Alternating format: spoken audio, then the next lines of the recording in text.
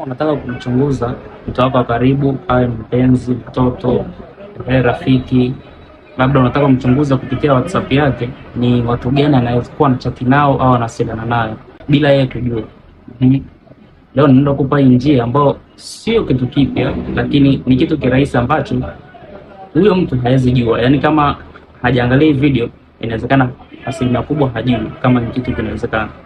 Sasa unachotaka kufanya, kwanza kesho umefollow, like na kushare account yangu kwa rafiki yako mwingine ambao unataka naye aweze kuweza kumfuatilia mtu wake karibu, okay? Unachotaka kufanya, fungua WhatsApp yako, utaingia setting, utaingia upande wa hiyo sehemu hapo imeandikwa ya connect to desktop au PC.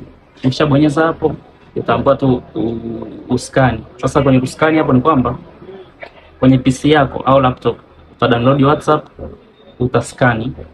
Ukisha download WhatsApp utaambiwa, utapewa QR code kwamba uunganishe na simu yako. Ukishapewa pale utaunganisha, utaskani tu pale, then itakuwa imeunganika. Kwa hiyo message yote ambayo itaingia kwenye simu pia kwenye PC itaingia, na haihitaji vifaa kwa karibu.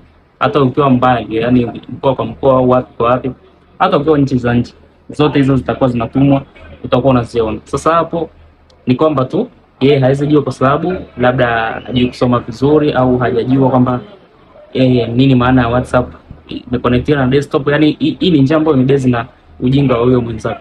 Asipokuwa anajua ndio inakuwa advantage kwako. Kwa hiyo unaweza ukaitumia, hii ni njia rahisi kabisa, ni hack rahisi kabisa. Itakusaidia. Follow, like na kushare. Kama una swali lingine weka kwenye comment section. This is Robert Malisa. Karibu sana.